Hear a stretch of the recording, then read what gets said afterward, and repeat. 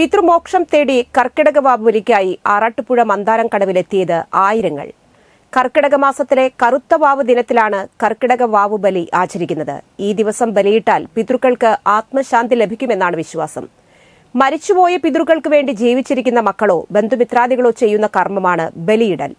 പിതൃക്കൾക്ക് പ്രാധാന്യമുള്ള ദക്ഷിണായനത്തിലെ ആദ്യത്തെ അമാവാസിയാണ് കർക്കിടകത്തിലേത്. അതുകൊണ്ട് കർക്കിടക വാവുബലി പ്രാധാന്യമുള്ളതായി.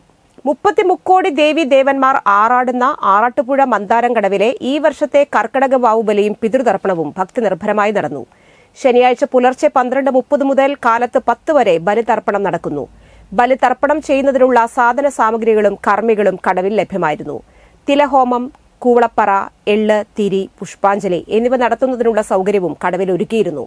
ബലിതർപ്പണത്തിന് എത്തുന്ന എല്ലാവർക്കും കടവിൽ ലഘുഭക്ഷണം ഒരുക്കിയിരുന്നു. മാപ്രാണം സുരേഷ് ശാന്തിയും സന്തോഷ് ഇളയത് കുറ്റൂരും കർമ്മങ്ങൾക്ക് നേതൃത്വം നൽകി.